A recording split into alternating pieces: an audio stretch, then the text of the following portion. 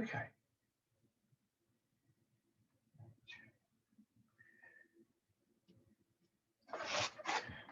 Right. You should start rubbing your hands together. And then tapping over your face.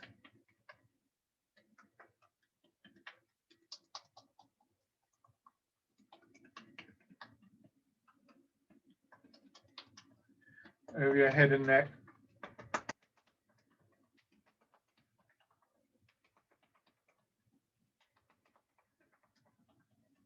Down to one shoulder and your arm.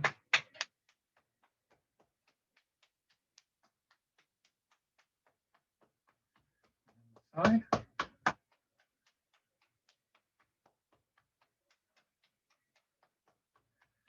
The upper part of your chest.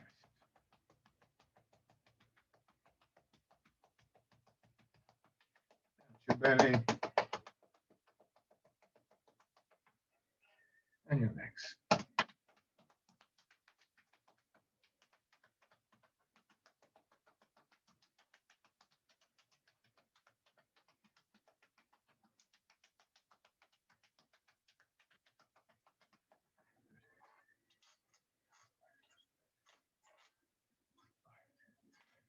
Feet out. Excuse me, settling back, letting your weight drop back. And there'll be a little bit of weight in your heels, of course, but mostly down through hips and buttocks, and then through your back somewhere. Depends on the chair, of course, exactly where you are in the chair. But those are the areas that you want to really feel you're able to focus on initially, because chances are they're the areas that have stiffened up. And if you can just soften in those areas, maybe move around in the chair and change your posture, or just have this idea that you're going to relax in those spotlighted areas, then you start the process of allowing the tightness, almost like it was sort of liquid, to begin to flow down. And with that, your weight dropping back. So when if I tense up in my upper back, it kind of pushes my shoulders forwards and tightens my rib cage. If I can relax there, my ribs naturally drop back, my rib cage opens, and so on and so forth.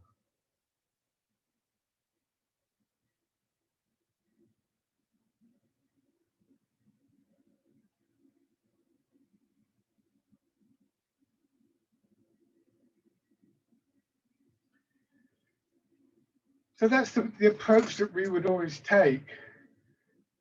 It's sometimes said, if something's hurting in Tai Chi, you try and relax around that area. We need to be a little bit cautious of that. It's not quite that simple, but quite often the areas that we experience that are uncomfortable are sort of areas that we're tightening around. And basically, we want to, one way or another, have this idea that that tightness drains away. It might be because of the physical dropping of our center of gravity, or simply because we've kind of like taken ownership of it in a sense and encouraged it to flow away. Then when that doesn't work, and you'll find out fairly quickly whether it's working or not, then there may be some other considerations around that area. But we clear away a lot of the tightness, a lot of the blocks in doing that. So just take a couple of slow, gentle breaths. Try and get that feeling of breathing down into your belly.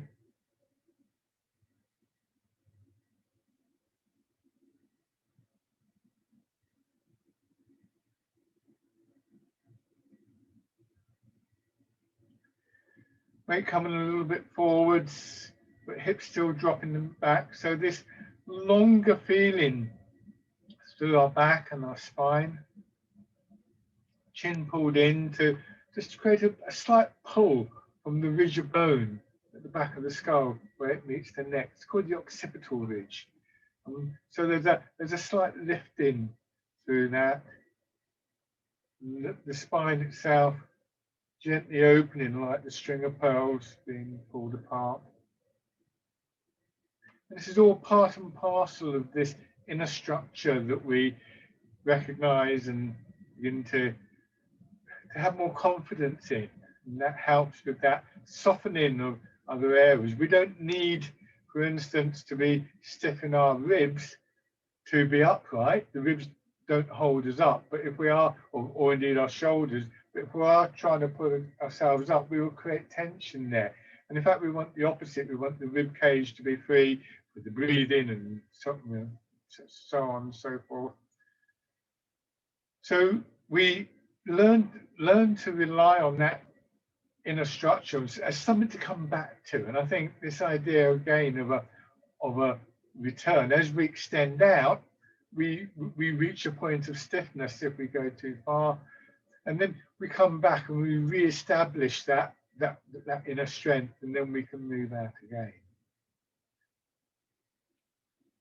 Turning your head and that awareness of what's going on within the body begins to have an effect on our movement.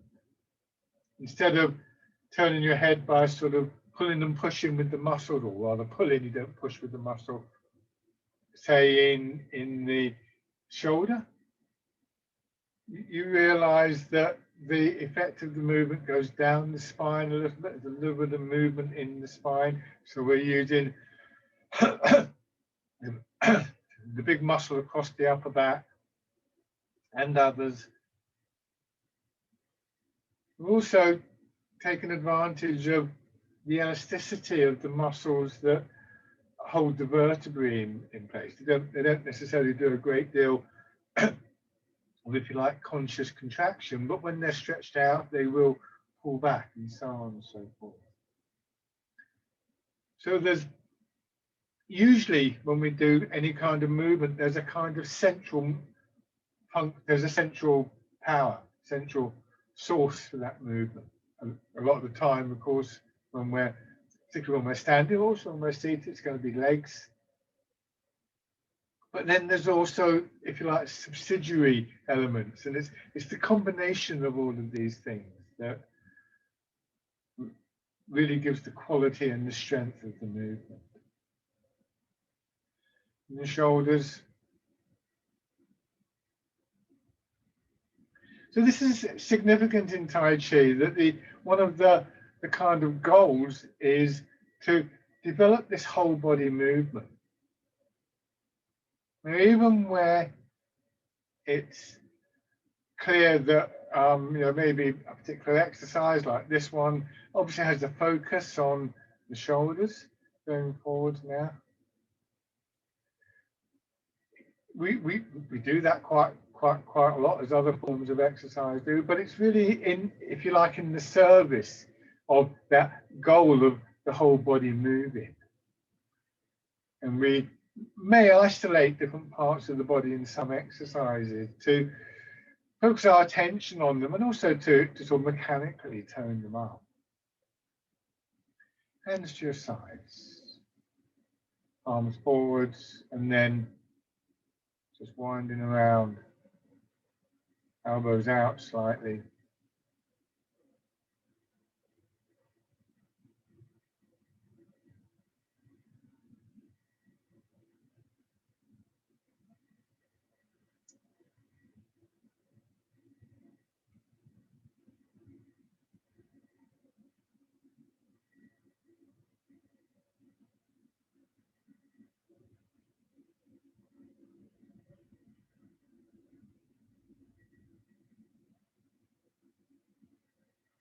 And then winding around.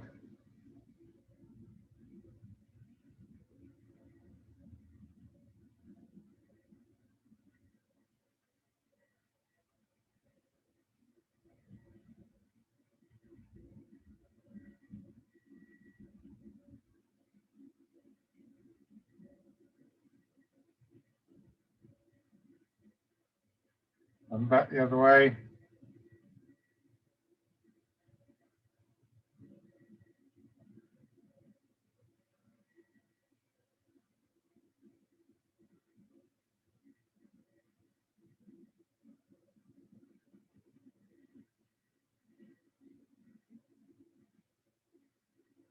Rest your hands,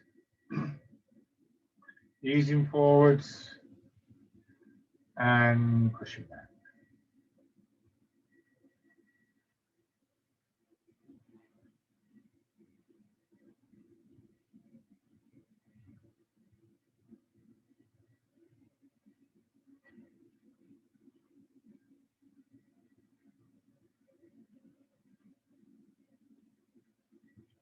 So this is another interesting example of what I was just talking about, different elements of the body, different parts of the body engaged. Obviously your legs are providing a great deal of the impetus as you come back up. There's a push from the legs, but your hips are dropping back. And another thing to consider, and it might help to have that image of moving through water here, is if you can feel it, that when you go forwards, it feels as though the front part of your body, you know, the chest, the belly, are kind of denser. When you go back, it's the back that's denser. It's almost like the kind of feeling you would get if you had a bowl of water and you tilted it in one direction. It would get kind of heavier on one side, and then you tilted it the other way. So you don't. It starts off because your upper body is tilting forwards and backwards.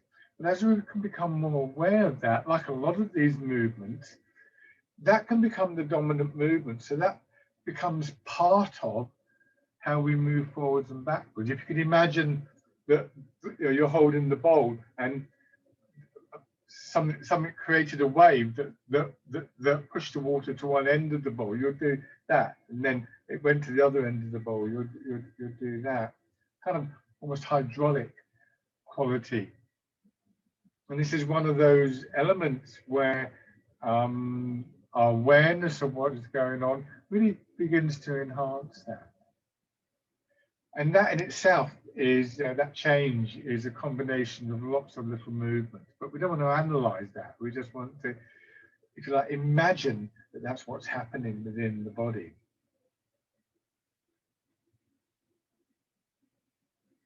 And then turning a little.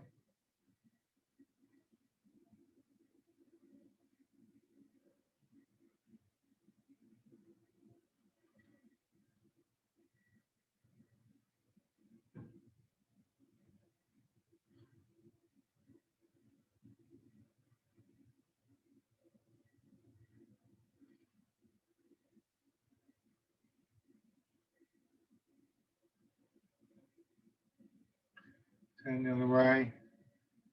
The other way round of developing that feeling is the use of the external image of being in water, and we can move between one and the other, or even hold both in our minds at the same time.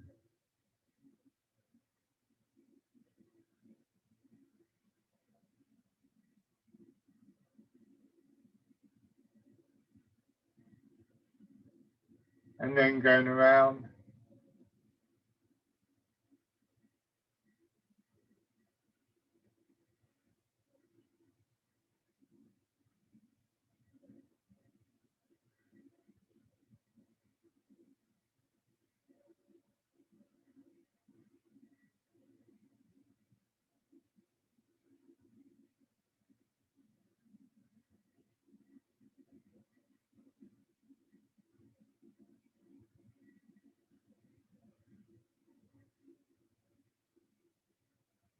And back the other way.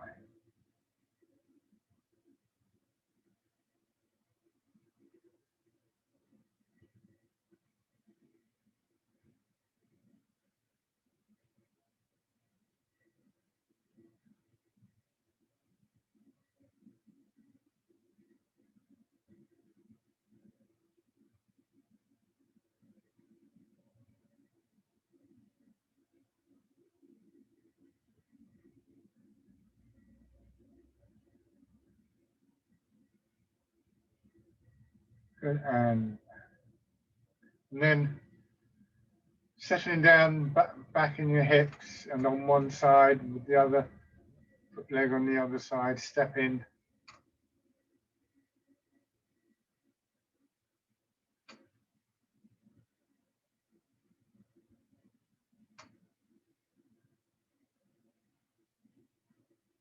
and then switch.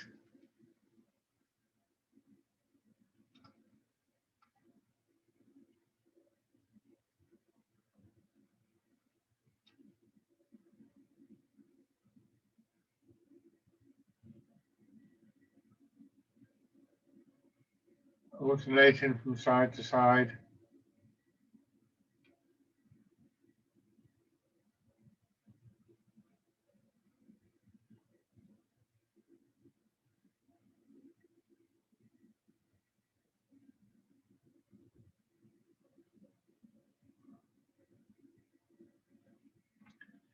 Okay.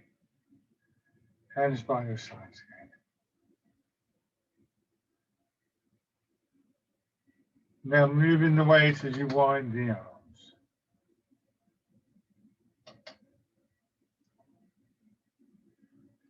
So this process of bringing your attention to something happening within the body is quite an interesting one. It definitely seems to enhance whatever is going on.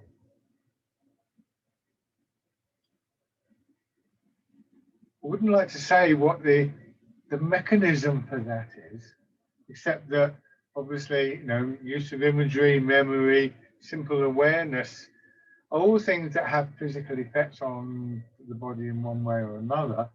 And so it seems to be more effective, but it is more effective for me with the smaller movements that I've talked about before, the ones that build up into the bigger movements. But it always reminds me of those situations where if you're in a room with lots of people and everybody's talking, and you focus your attention on one particular group, and it seems to highlight, to bring out what those particular set of voices. It kind of magnifies them.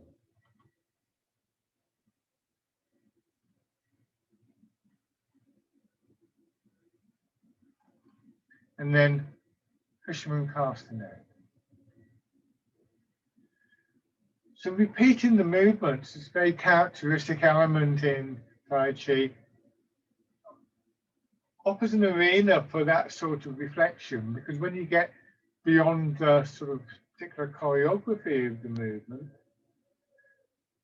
like being familiar with your garden or an area of land, or being familiar with a book or with a piece of music, we notice more and more subtle elements.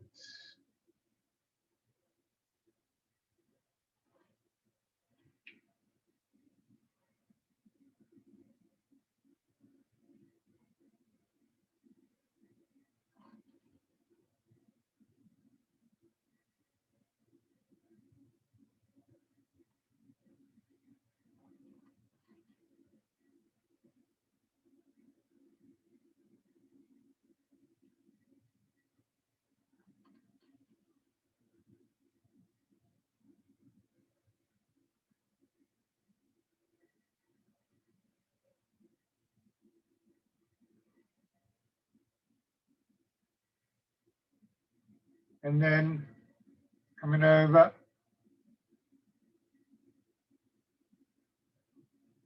rolling the ball in.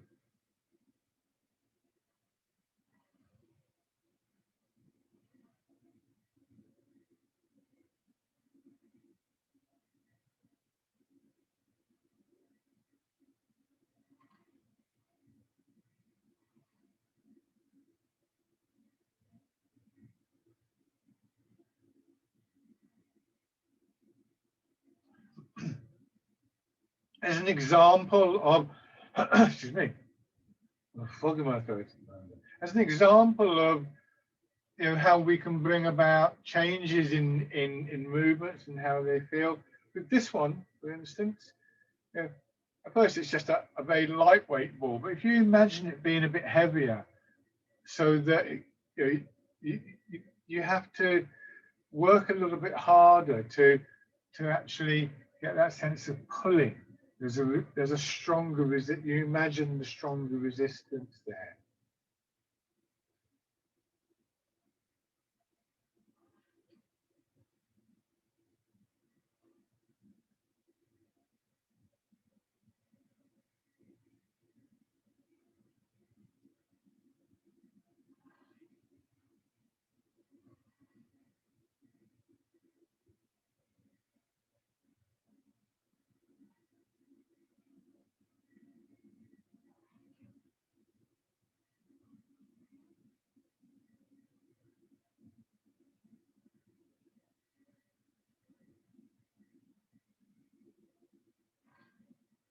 And then pigeon spreads its wings. Now here, as you draw apart, imagine an elastic band between your hands, between your wrists.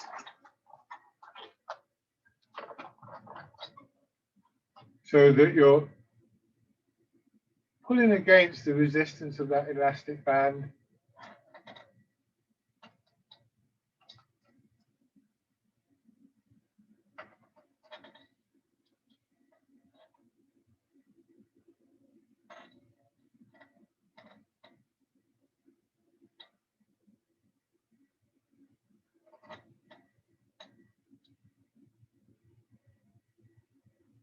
And on the inward movement, when the hands and the arms come together,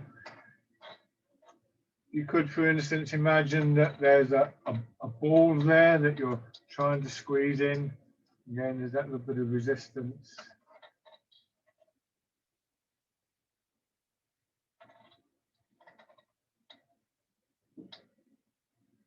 And sometimes we can go through a simple exercise like this and we can use those images.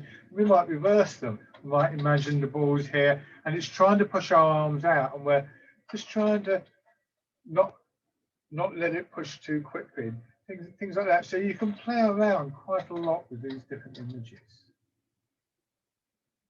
Now we're going to change pushing a wave. Pushing a boat.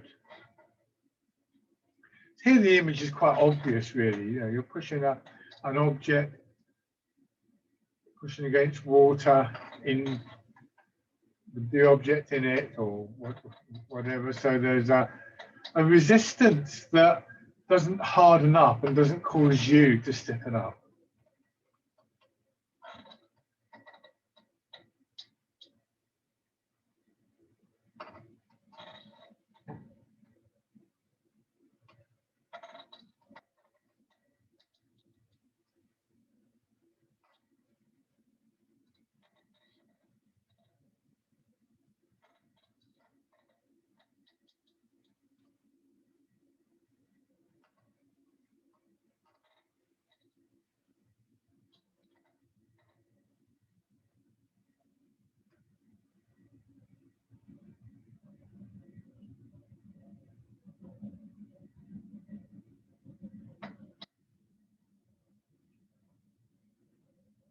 One more time. And then punch with both fists.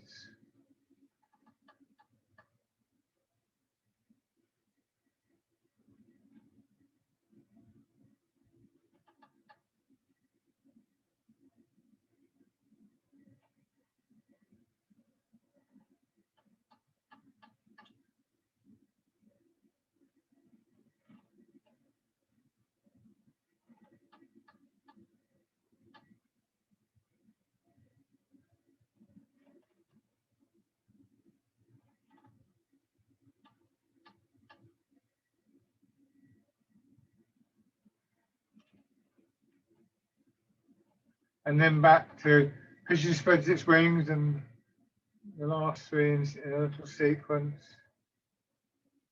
And again, when we juxtapose movements like this, we flow from one to another. It helps develop that awareness of small changes and how we make those changes. So we've got three movements that we're quite familiar with, share a lot of similarities, but also have a lot of different imagery associated with them.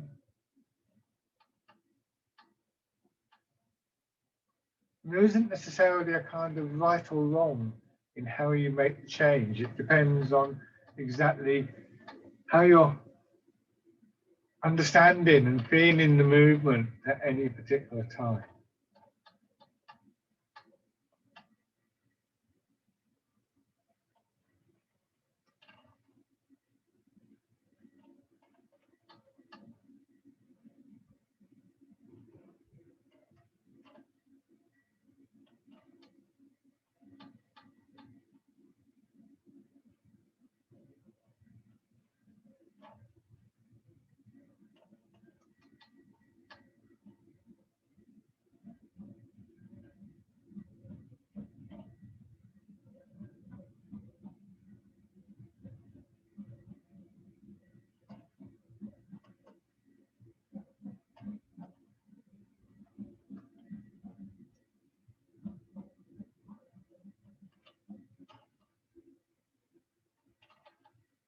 One more round of this.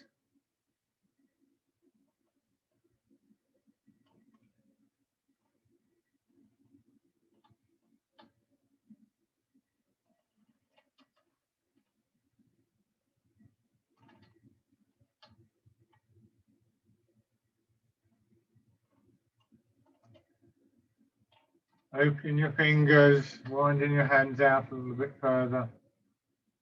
Again, most of the movement, like the opening exercise, it's a kind of reversal of really. But here, you come out a bit more and just let the hands drop down. So the opening across your chest is more emphasized here.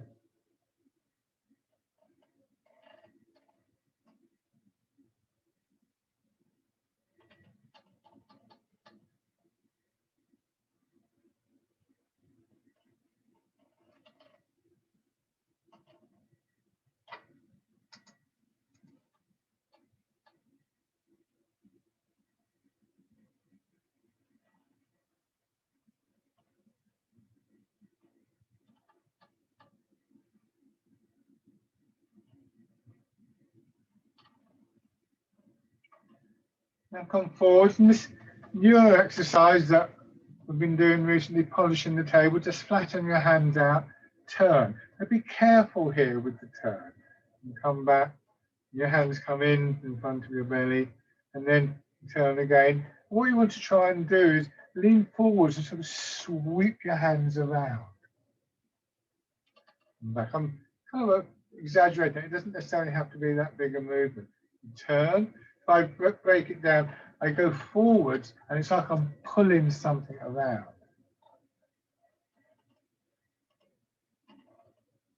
Turn, I go forwards, and I pull around. It flows forward now. Nice and relaxing your back and your shoulders. It's a good exercise for the back. Hips sinking down, so you've got that crucial counterbalance to the movement that stops the swinging of your arms and the momentum that builds up from pulling you out the chair.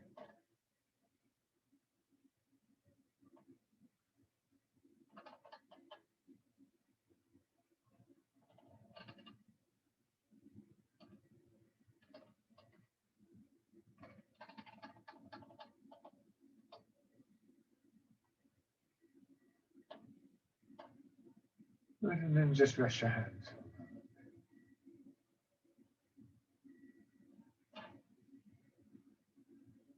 Turn your hands palm up, pushing up, and pressing down.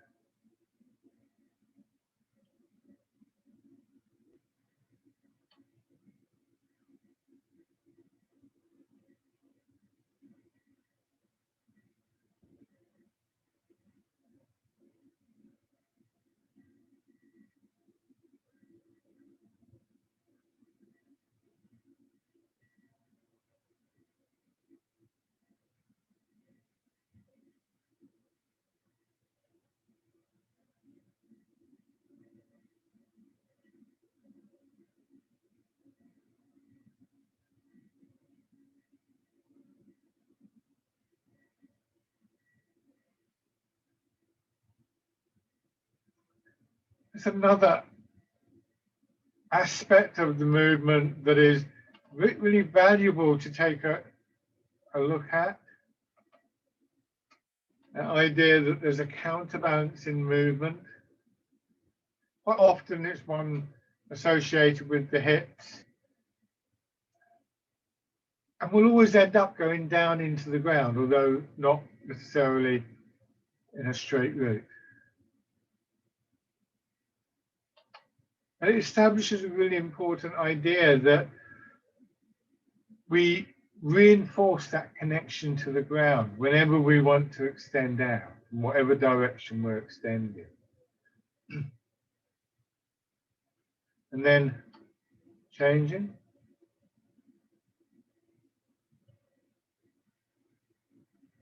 So that both helps you to stop overextending. It also means that that you retain the connections and the stability within your body when you do extend out.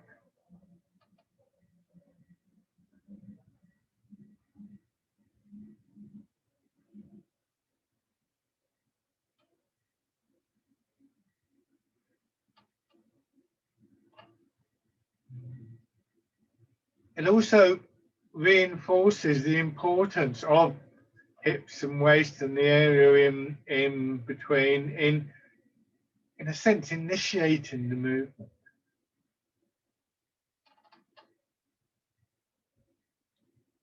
Imagine, for instance, that there's a ball here and the ball expands, and then you sort of drop down, your ribs drop down, your hands drop down, and you compress the ball, and then it expands again. And when it pushes upwards and outwards and also downwards. It's a ball, so it will push in all directions. So there's this sort of contraction, expansion, contraction, expansion.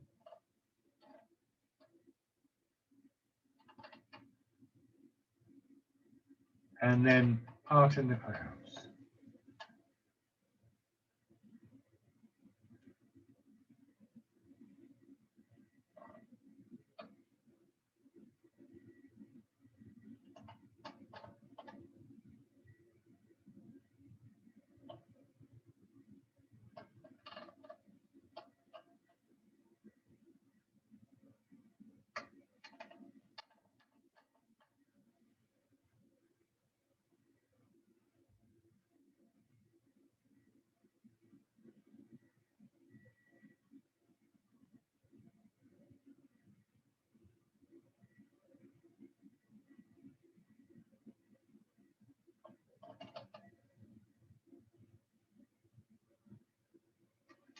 One more time.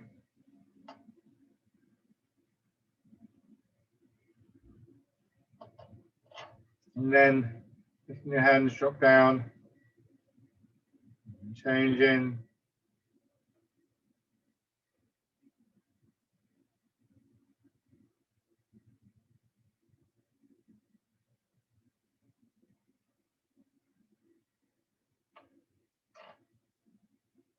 We soon realize that, that image of the ball is not a fixed thing, nor is the image of the center of the body really, that each movement has its own sort of patterns and dynamics.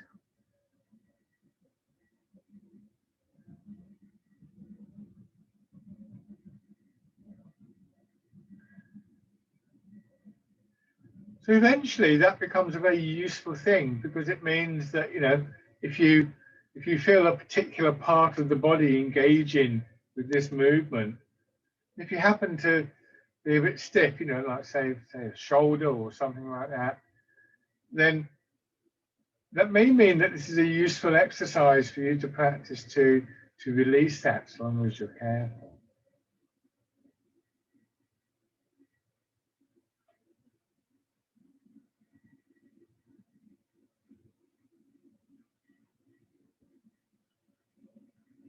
One more on each side.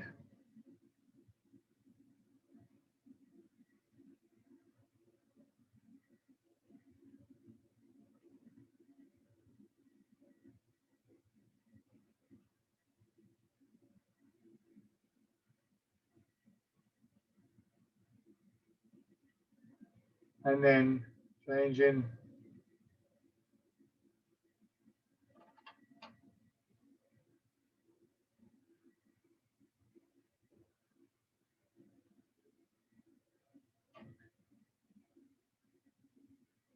Remember, even if you're focusing your attention in a particular way, that doesn't mean that the rest of your body isn't functioning. So we want a kind of dual awareness, or maybe even more than dual. We want to be able to focus at particular points, at particular junctions, at particular elements, on particular elements of the movement. But we also want to retain an overview. So it's like, if you were looking out over a field with cows in it or something like that, we have both an impression of the general vista, maybe noticing in individual cows as they munch through the grass.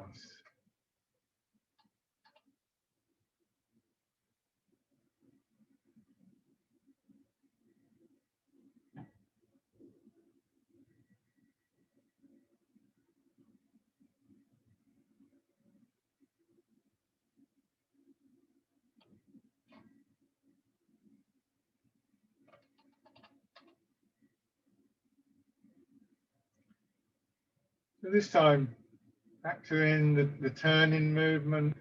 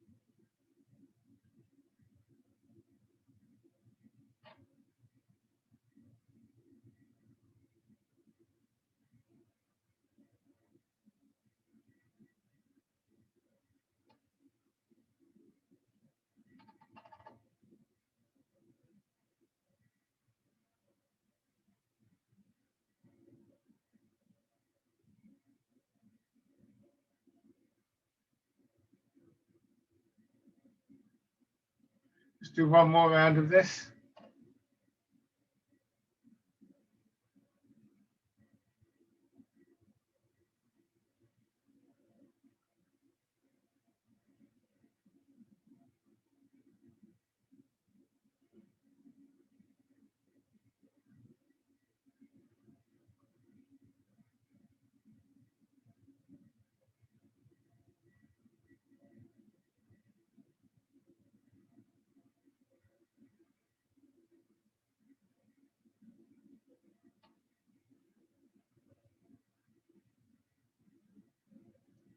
Put one foot out, scooping the sea and looking at the sky. Again, feel the counteracting movement. Hips dropping back, but the pelvis is rolling forwards. So overall, there's a feeling that this lower part of your back pushes backwards, and the tilting of your pelvis sends your head forwards.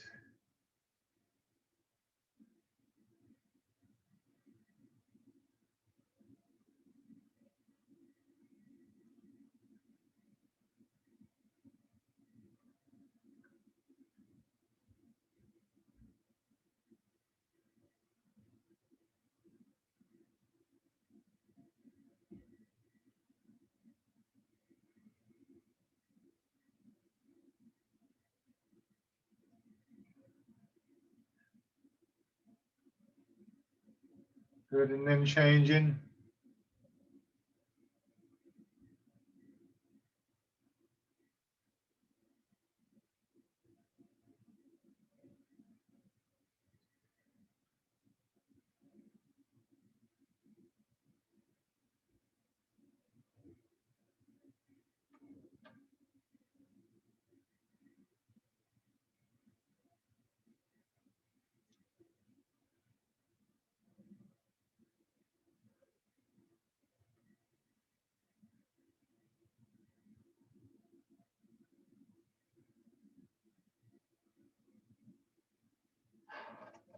And then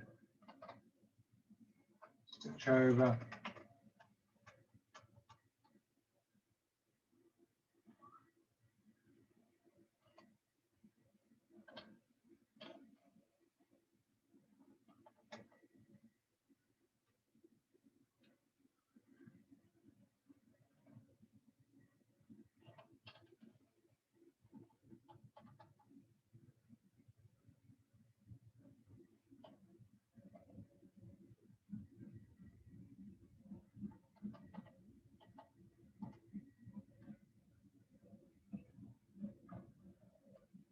and then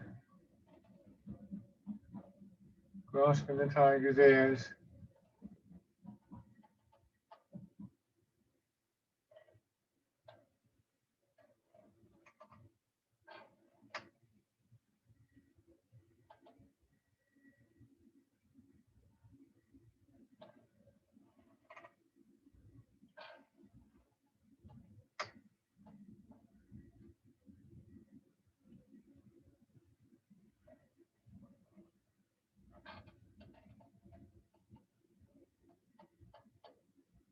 Good. Okay. Bring your feet back. Rubbing your hands together again. Tapping over your face.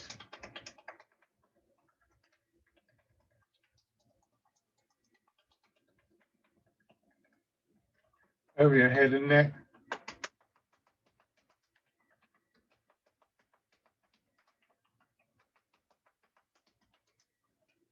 Onto one shoulder, your arm.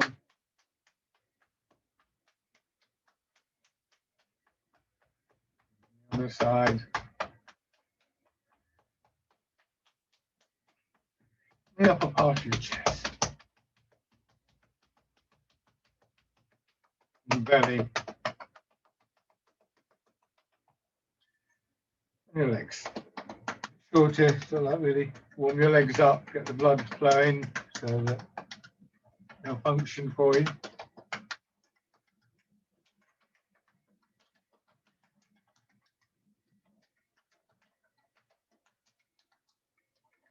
Good. Okay, now standing. I'm going to get a bit technical with you for a few moments. Let me show you this. When we stand, we've done this exercise plenty of times of rocking forwards and backwards. So hopefully you'll have some sense of where your weight should, where your weight settles. Now, I've said before, kind of like ideally we'll move towards a time when we're comfortable with the weight just behind the balls of the feet. So I'm just going to assume that for the moment. But here, if I place this stick just behind the ball of my foot, then it's a bit difficult to see. But if I do this, I hope I've got this right. Just about. You see the stick goes up past my hip, past my shoulder, and kind of out through the crown of my head. So that's quite a useful kind of image, and I've used this term central equilibrium before, and the stick kind of represents that in a way. So that works for me. I'm going to come back in a few moments with that. But actually, I don't now, because as if I line myself up again, if I now go into this, you'll see that actually my hips are going back, but they're also going down. So it's like I'm kind of sliding up and down that pole. It's wobbling around a little bit. It shouldn't be wobbling around, of course, but I'm trying to hold on to the stick and do the movement. But the point is that in this and the next couple of exercises, we're maintaining that direct physical connection with central equilibrium.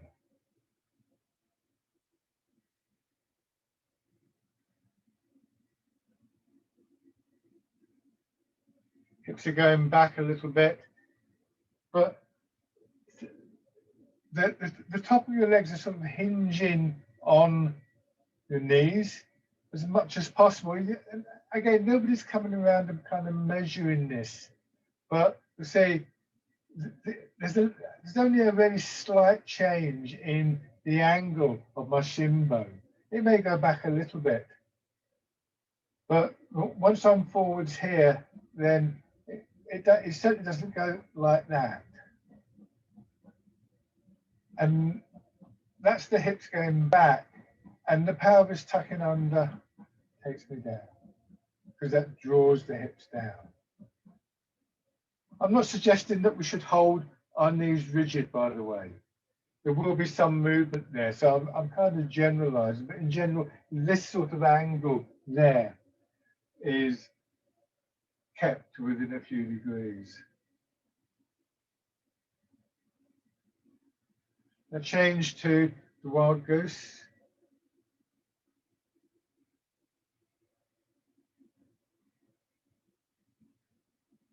When we look at the technical side of Tai Chi like this, it's important to realize that we're using it to underline principles that should, when somebody says this does this or this doesn't move or this doesn't happen or whatever, then don't think you have to sort of tense up, stiffen up to stop it happening. We're not rigid machines, so your knees will go a little bit forwards and backwards, but we just try and moderate that. But we try and put the emphasis, our attention on our hips going back. Now change to Heart in the Clouds.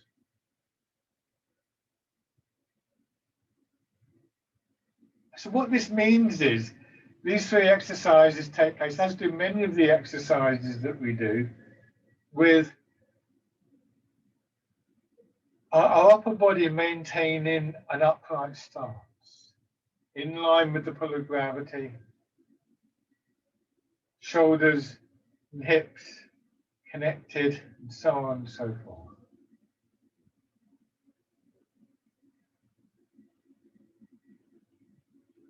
Okay, and shake out. However, when we were doing the seated version of polishing the table, we were angling forwards. And we know that in the chair we do that, but there are some standing movements where we do that as well. So what happens here is, if I go back to this, what I was doing before was this. Get my hand out of it, and this. So you see, my hips are more or less in line with my ankles. But watch what happens if I push my hips further back. So my hips are going back, and that takes my head and my shoulders forwards. So for my head and shoulders to go forwards, two things to register here. One is that rather than doing this to lean forwards and to fall over, I'm going to do the opposite in a way, which is I'm not going to think about my head going forwards. I'm going to push my hips back, and my upper body now pivots on the top of the legs. It's like, if this were the stick, it's like going from here to send the top of the stick forwards. Rather than pushing on the top of the stick, I pull on the bottom of the stick. The second thing to note is, get the right grip on this, that although my body is going out of line, the stick doesn't. So even as I go forwards, in my mind, I still have that line of central equilibrium as a reference point. And then I let the hips drop back and down. The hips go all the way back and then down. And as they go down, it brings me back to central equilibrium. So the head and the shoulders are like a boat moored to a post in the sea, that they move away, but only so far. And in the process of moving away, they're counterbalanced. It's an imperfect exercise. If I can find the middle of the stick, I can hold it just like that, and it wobbles around a little bit, but basically it's not going to fall over because one end is balanced by the other end. So that sort of thing is going on, and this is quite useful to think about when we want to extend out. So very carefully, with one hand or with two hands, so feel free to use the chair, because this is quite difficult. You can let your hips go back and make this sweeping movement of polishing the table, and then go back the other way. But try and control the movement and, if you like, balance the extension by your hips going back. I'm going to use both hands so you can see the full exercise. And I'm going quite a long way forwards. You don't have to do this. You could just do it to establish the principle, which is important. It's this.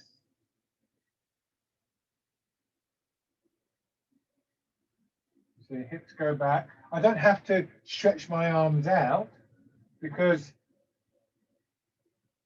they go out, if you see what I mean. But having got to here, I might choose to extend them a little bit.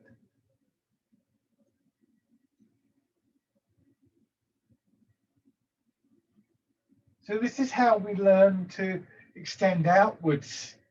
Say, it's like from a practical point of view, you might need to lean over to get something. And if you were to do this, you're sort of like that. But if you do this, then you're actually still fairly stable on that, and you're not straining your back. If you do this, your back's tight. If you do this, the legs will be working hard, but your back and your shoulders keep that sort of softness. Now transferring your weight forwards and backwards.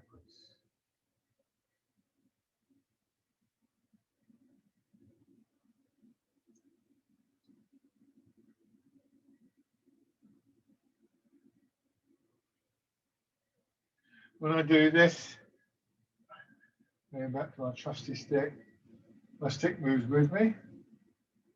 It doesn't get to that point, so just back there, it's a little bit inward from where it was in the parallel stance, but you can see I'm doing that and maintaining the upright stance. And we achieve that mostly by initiating the movement from the feet. That keeps the body nicely in line, keeps the energy flowing and so on and so forth. Try that on the other side. And you can feel the movement around your back and your spine, those little movements that we noticed in the chair still works, still happening.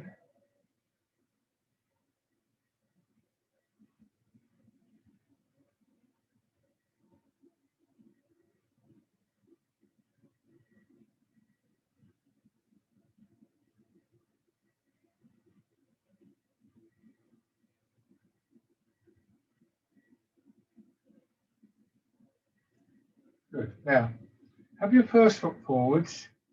Turn the foot out slightly. We're going to do the standing version of scooping the sea and looking at the sky, which again, I'm going to do quite big, but you don't need to do big. You look towards that front foot and you push your hips back, and that takes your head and the shoulders forward. And you can also allow your center of gravity to go forwards, and that will pull you forward into the foot.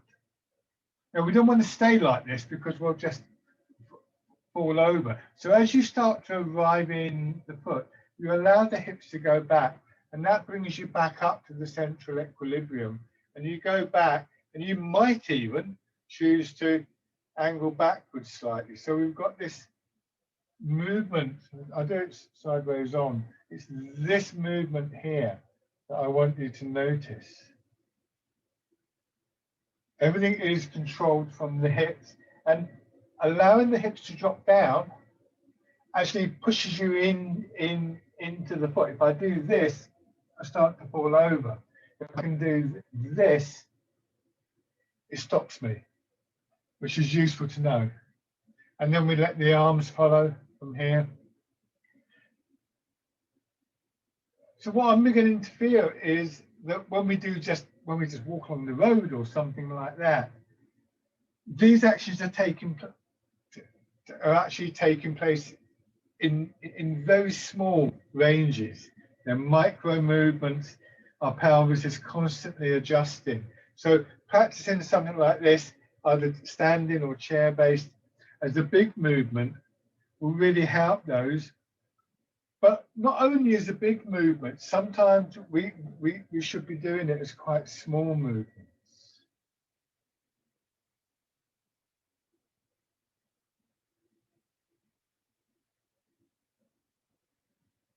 Just to encourage those movements in the pelvis and the pelvic floor and so on and so forth. So try that on the other side. So push the hips back, feel how that takes your head towards the front foot, and then your weight follows, and as you arrive, you just let your hips drop down. Keep the knees nice and soft, and you sort of settle into the foot. We really talk about very much a change of perspective. It's not about leading with our arms and our shoulders or our head. A change of perspective that I think is one of the more valuable things that Tai Chi encourages.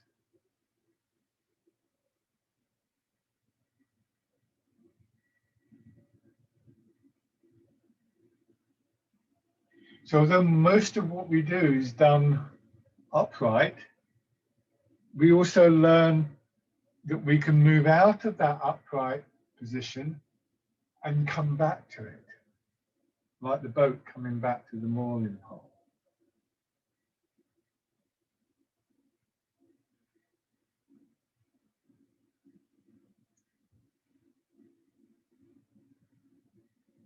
And move it parallel. Good. Go back to your chairs. So I hope that hasn't been too technical. It's sometimes useful to think of these things in Tai Chi, to analyze them a little bit. By no means the only element, of course, in the art, but have a think about those ideas and see which of them work for you. But for now, just settling back in, let your hands drop down and embrace tiger, return to mountain.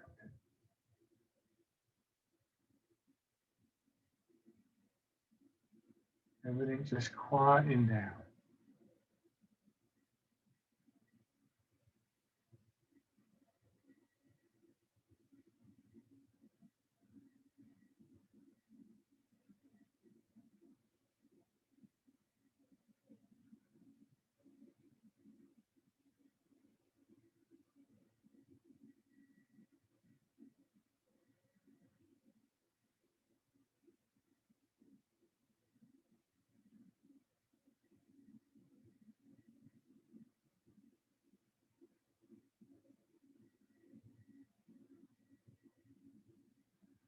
One more time.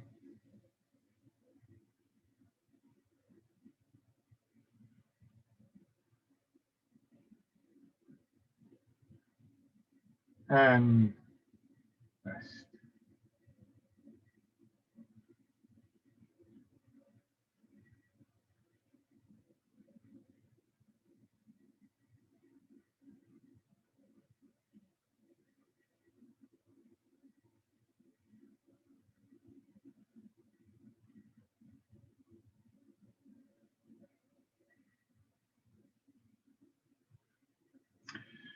Okay, lovely. Thank you very much, everybody. I hope that was interesting to you. I know, as I say, it was very technical. Yeah. It's quite useful to think about these things sometimes, I think, isn't it? There. So anyway, have a good day, everybody. Enjoy the rest of your day. Thank you. And I'll see you soon, I hope. Thank you. Bye, everyone. Bye. Bye. Take care. Bye. Bye. Thank you.